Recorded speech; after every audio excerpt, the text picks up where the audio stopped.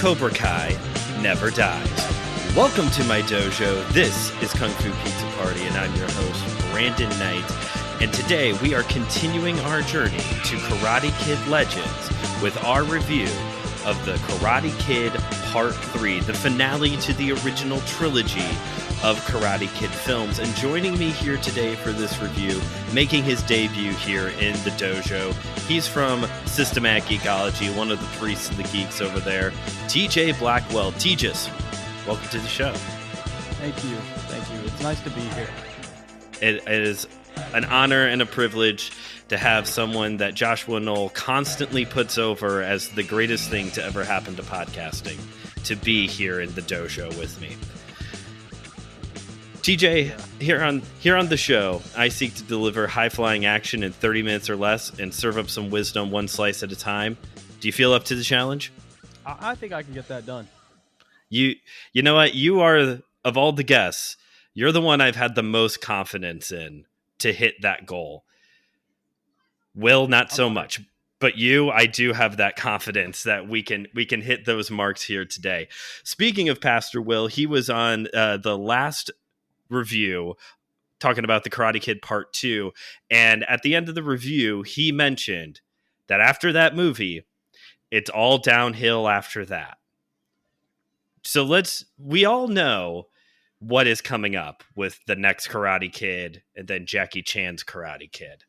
But TJ, do you think that starting here with the Karate Kid Part 3, is it all downhill? Are we starting the downward spiral here?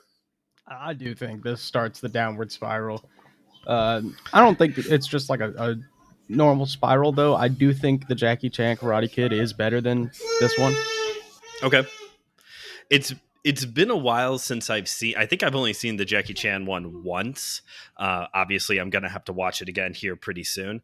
I actually enjoyed the next Karate Kid. That review is next week with Christian Ashley, so I'll hold all my thoughts on that for that review. But yeah, to me, the first two movies are so good that it really is a very high bar to try and get to those two movies anyway. This one does not. It has its moment. This is kind of like what's the one Star Wars that everybody loves to hate? The Last Jedi. It's kind of like The Last Jedi, where like there's some things here that work, and then there's things but like the execution is just really bad all throughout. Yeah. I don't think it would have been possible for them to match Karate Kid 1 and 2 here. It would have been really difficult if possible. But there's something here. Karate Kid 3 is like, to me, this is sort of what I think of when I think of an 80s action movie. It's not good, but it can be fun to watch. And there is a lot there for, I wouldn't say everybody, but for the Karate Kid franchise enjoyer, there's a lot there. They introduced a new villain that a lot of people did not like, which is fair. They kind of up the scale of, the villainy in the movie. They go straight for the big bucks, like, yep, rich, super evil, for no real reason. But there's, I have to respect it. It's the real sense of camaraderie that Silver brings that I do have to respect, because for him, his entire investment is just that they messed up my boy. They messed up my dog, and I'm not going to let that fly. So, I think he has his redeeming qualities. I totally agree with you on all of that. There is this aspect of Terry Silver being like the ultimate big boss, the final boss of the Karate Kid franchise. And yet at the same time, he is such a cartoony, mustache twirling villain, just like, especially when they first introduce him. Like you said, for no apparent reason, this guy is filthy stinking rich, has a gnarly, just ponytail, just so 80s with the really long jet black ponytail. He's like, and his money is made in like nuclear waste. Like he cleans up and gets rid of nuclear waste. So this guy is like Mr. Burns from The Simpsons, but not 1,000 years old. And it's, and you're right, like the whole premise of his involvement and this amazing lengths that he goes to in this movie is all because John Kreese, the Cobra Kai, lost in the All Valley tournament. John Kreese has been, he's been like not proven a fraud, but like, not very illegitimate. And now he wants revenge. He says it 70 times there in the first 5 minutes of the movie. It is time for revenge on Daniel and Mr. Miyagi. And it's just so...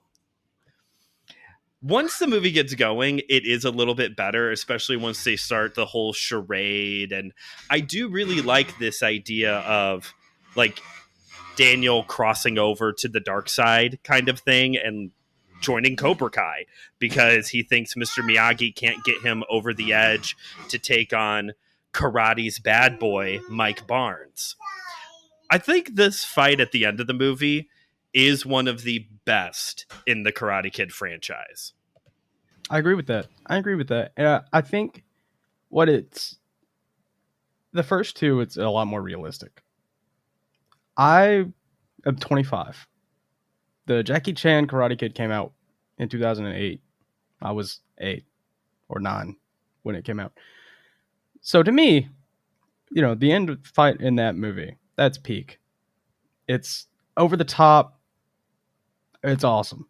Yeah, whatever, man. Do a whole flip. That was completely necessary, Jaden Smith. Thank you. But up to this point, I do think this is the most entertaining fight in the series. So it's not it's not that bad. It's not as bad as people make it out to be. It's not. My only critique of that final fight between Daniel and Mike is that for as much as unrealistic as the crane kick is, in the sudden death final round of a tournament, you're going to pull out a kata. Okay, we're really suspending a lot of belief here in order. Because even Terry Silver's like, get the point. Just punch him in the gut or something. And, Daniel wins. I mean, it works. But, like, that you do have to suspend a lot of belief there. That Mike he's just, like, confused. Like, what is going on? Even though he's been so hyper-aggressive throughout the rest of the movie, even. Yeah. And it's like, I mean, a kata is not something you do in a tournament. It's, if you're not a martial artist and you're listening to this, katas are something you learn early. You learn, you do them to, keep your form correct. But, well, I mean, it's just interesting to me that Karate Kid 3 is where they're like, yeah, let's do the katas now. So that's actually a pretty good point. Something I wanted to bring up here. As much as I like the first and second movie, especially the story of the second movie and all this like world building that they do, bringing us into the life of Mr. Miyagi, I think the storylines of the second and third movie should be flipped. I think the second movie should be, we're going to run it back. Daniel's going to defend his title. And then the third movie is going to be, now we are going to travel to Okinawa and learn all this backstory of Mr. Miyagi.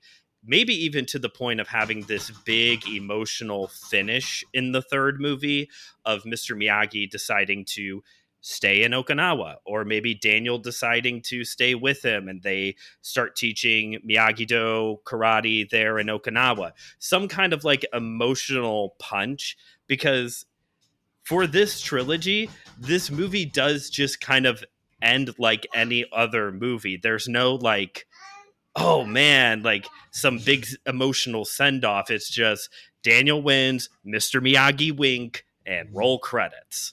Yeah. Which, I mean, is a good way to end the movie, but it's not a good way to end a trilogy.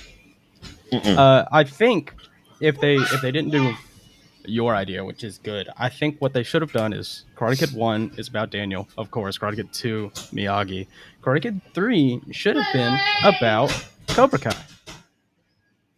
Okay, so still kind of in a little bit of what's going on here, but maybe you get to find out what's been going on with Johnny Lawrence this whole time or something. Yeah, it should have been about Johnny Lawrence or Kreese. But it would have made more sense to have, our antagonist be the focus of the third movie, since we did both protagonists in order. To me, that makes the most sense. I think it would have been a better product than Karate Kid 3, but it didn't happen. And eventually we got Cobra Kai, the show, which Right. I think gives a lot more credit to Karate Kid 3. Yes, because I know that Silver does become like one of the main focus antagonists of that series. So it's funny because at different points throughout this journey to the next movie, there's been these conversations of like, what if they would have changed this or done it this way? No matter what you change in the movies, Cobra Kai is drastically affected by it. Like it is, it might even cease to exist in some cases. Yeah, and like here, Karate Kid 3, we don't find out until Cobra Kai that the Cobra Kai dojo got banned from all events forever because of Karate Kid 3. Which adds a little bit of closure to the movie, at least. A little bit. It does add a little bit of closure. I can't believe how many times Mike got away with kicking or punching Daniel in the dick during that final fight. I was like in my sparring experience, it's like 2 in one match and you're out. You're disqualified. I think at some point the movie affected that. If you couldn't already get disqualified for too many illegal strikes, someone watched Karate Kid 3 and was like, all right, so this is a problem. But what a hilarious strategy. Just, win a point, illegal strike. Win a point, illegal strike. That's right. Just beat them up. And like not even trying to hide it a little bit, like, oh, accidental, my bad. No, like just very blatantly, just right in the balls over and over again. An actual villain. And it's I've seen a lot of people, complaining about the movie, and they're like, "Oh, it's not like Daniel to get scared like that. He wouldn't try to quit." You kick me in the balls 11 times, I'm gonna want to quit. Yeah. Like I'm gonna want to stop. Absolutely. I do want to talk a little bit though about the fear factor of Daniel in this movie. Overcoming fear is a big part of the Karate Kid narrative. But this is one of those this is another example of why I think the stories of 2 and 3 should be flipped, because in the third movie, the whole, the big metaphor with the bonsai tree is that it is time for Daniel to start branching out and be his own person. And because he has this really good root, like a bonsai tree. That's what Miyagi keeps saying. Daniel then proceeds to go throughout the whole movie making all the wrong decisions. There's never a decision that Daniel makes that is correct. They're all the wrong decisions, which is fine.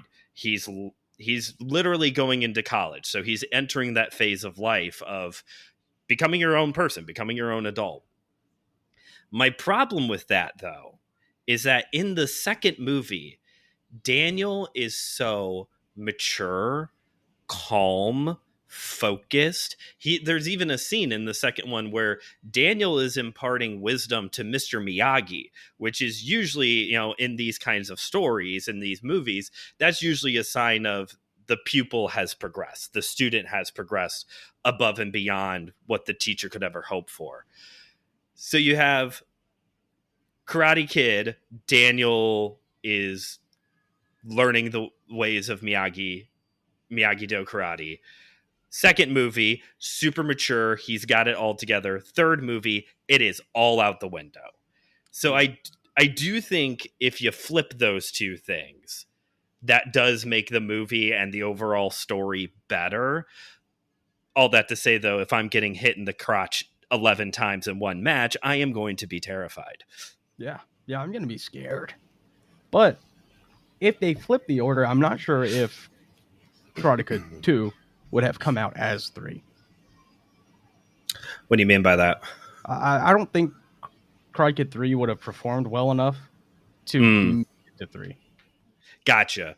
If the third movie was the story of the second movie, we may never have gotten to Daniel and Miyagi going to Okinawa. Gotcha. Yeah. Okay. Yeah. That's fair.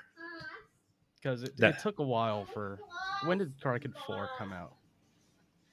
The next Karate Kid came out in 94. So this movie came out in 89. So it was another, 5-6 years before you get to the next Karate Kid. I mean, they probably could have still gotten through it. And then they might not have had to make Karate Kid 4. True. And we're still trying to figure out the Jackie Chan Karate Kid. But don't worry, the new movie is going to fix it. The new movie is going to fix everything. We promise. Or we hope, at least. I just... See, my personal favorite Karate Kid movie is Balls of Fury. That's a different conversation.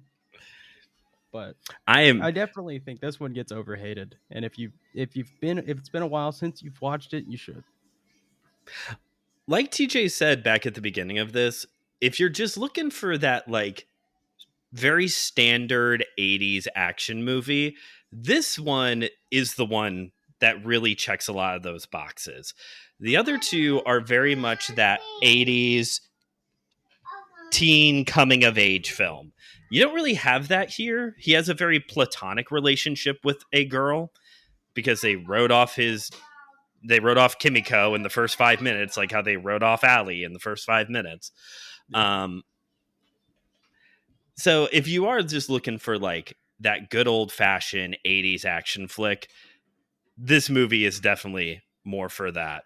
And there's some pretty good action all throughout. Terry Silver, he's over the top, but like in the real world, he's probably like the most well-trained martial artist. Him and John Kreese, of all people. The two bad guys are the ones in the real world who are like the two most well-trained martial artists of the main characters. And it definitely shows. It's also very obvious that it's not karate that that Terry Silver is doing. That is Taekwondo 100%. Yeah. But man, he does put hands on people. He does. The fight between him, Kreese, and Mr. Miyagi at the Cobra Kai dojo, that is also a pretty good fight. That is, it's nice that in every one of these movies we get a little blip of Mr. Miyagi beating up teenagers and beating up grown adults who deserve it. They always deserve it. Yeah, it's pretty awesome. Those moments are the only moments to me where Karate Kid really feels like a kung fu movie. You know? Yeah. Because it is, but it's not anything crazy. Like, it's not a Bruce Lee film. It's not... You're going to see some real crazy martial arts and real battles here. But they're so good.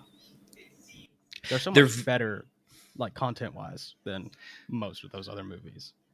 It's very grounded. It's very real world. Again, in the tournament stuff, you have the crane kick and the kata.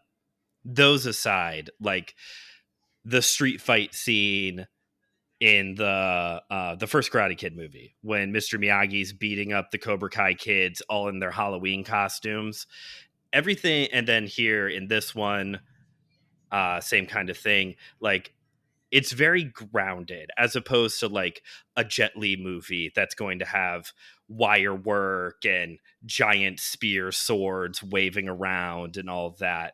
And I think you can appreciate and enjoy both, like personally for me, like wire work isn't my favorite, but every once in a while, like, I want a Jet Li flying across the room with the sword. Like, you like Jet Li, awesome. Right? That's like your guy, isn't it? Jet Li. Yeah, it's awesome. Like, I'm a big wire work fan. I think it's fun. We'll have to have you back. TJ and I was on an episode of Systematic Geekology, and TJ brought up that your all-time favorite or one of your all-time favorite It's definitely uh up there. uh kung fu movies is the very controversial Forbidden Kingdom with Jackie Chan and Jet Li. So we'll have to have you back here pretty soon to talk about that one, because it's fun. It's been a while since I've seen it, but it's a fun one. And I just remember all the hype about Jackie Chan and Jet Li finally being in a movie together. And that's just gold right there, you know? It is, and it was. And a lot of people don't agree. A lot of people don't agree. I like how this line I opened the show with is so prophetic. Cobra Kai never dies. Because we thought it did. Because this is the last time we see anything of Cobra Kai until decades later with the TV series, with the YouTube Netflix series. Cobra Kai is not in the next Karate Kid or Jackie Chan's Karate Kid. And it's just so prophetic of like, yeah, we're coming back to this. They didn't know it in 1989, but nostalgia won. Mm-hmm. Nostalgia won, and what a success story. It did. Episode, but man, that's crazy for a show to go from YouTube to Netflix to being wildly successful. Wildly successful. Yeah, does everybody remember that brief period of time when YouTube was going to have a streaming service, even though their whole thing is streaming videos anyway? And then Netflix picked it up, which usually is a recipe for disaster when Netflix picks up a show that got canceled. And it's like one of the hottest programs that Netflix has ever produced. Yep.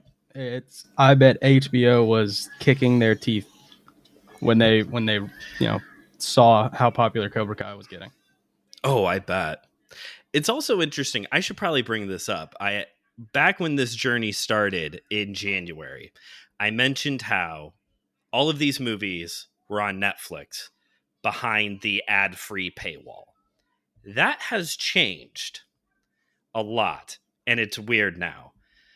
Karate Kid, The Next Karate Kid, Jackie Chan's Karate Kid are all only available to rent or buy. So Apple TV Plus, Prime Video, all those places where you buy or rent films.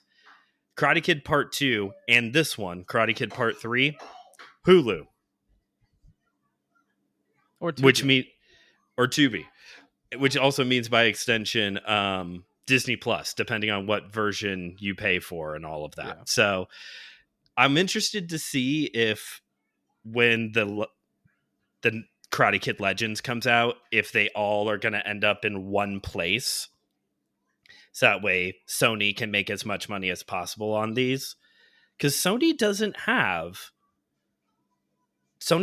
a streaming thing. They never got in. Nope. I feel like what's most likely is they're going to end up on like Peacock or Paramount Plus or something. I was kind of thinking Paramount Plus. I don't know why, but that just seemed to be the right vibe for their content. Yeah, I think it's so interesting. They were the one, and it's not for a lack of content. They own Columbia Pictures. Like if you look at that film catalog, they could put every Spider-Man project ever on their streaming service. Yeah, Sony just hates money, I think. I mean, nobody watched Kraven the Hunter, so maybe they do. Maybe they do just hate making money. So they hate it. They hate it so much because they could just be if supply issues mess up their consoles, and to them, which I get it. If I owned a business, it would probably be more like Sony than something else. I wouldn't be trying to get into everything and sure, make a quadrillion dollars. They're Sony. They make enough money. Right. So I do get it. Yeah. It's just weird to see. They hate money, and yet they're like bad capitalists. They're good at making money as it is, but they're like also happy. Like you're not supposed to be happy. You're supposed to always want more. Like Terry Silver. Yeah, they're content, and that's the problem. That's the problem. All right, TJ. Any other thoughts here on the Karate Kid Part 3 as we start to draw things to a close? I do seriously think that if it's your least favorite Karate Kid movie, that's fine. But if you think it's just a bad film, you should watch it again. Because Yeah. I wouldn't say it's a good film, but it's not that bad. It's not a 3 out of 10 like people like to say, like Roger Ebert liked to say. Yeah. And yeah, both Arvidsson and Ralph Macchio had some pretty negative things to say about the movie. But at the end of the day, it's still a fun watch. It's still part of the Karate Kid franchise, and it's still worth watching every once in a while. Yeah, I would agree with all of that. It's definitely, you can find a truly worse movie. There's some on the way in this franchise, but yeah, you could easily find like a worse movie to watch. But it is actually a pretty good, turn off your brain, just kind of put it on in the background kind of film. Yep. The other ones I feel very invested in. This one is a little bit more, it's good background noise. Yeah, I can't argue against that. Yeah, that is the perfect description. Because watch, the best thing about Karate Kid 3, despite its slightly redeeming qualities, the best thing it has going for it is that it makes you want to watch Karate Kid 1. True. All right. Well, thank you, TJ, for taking the time to be on today's episode. Listeners, you can find TJ on several different Anazao Ministries podcast network shows, Systematic Geekology, the Whole Church podcast.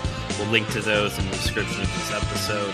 Follow the show on Instagram at KungFuPizzaPrty and on Letterboxd, KungFuPizzaPrty. You get the reviews early before everyone else does here on the episode. And check out the YouTube channel, Studio 219, a place for faith and pop culture. Checks the time. This has been Kung Fu Pizza Party, where we have delivered high-flying action in 30 minutes or less. He is the man. And served up some wisdom one slice at a time. See y'all.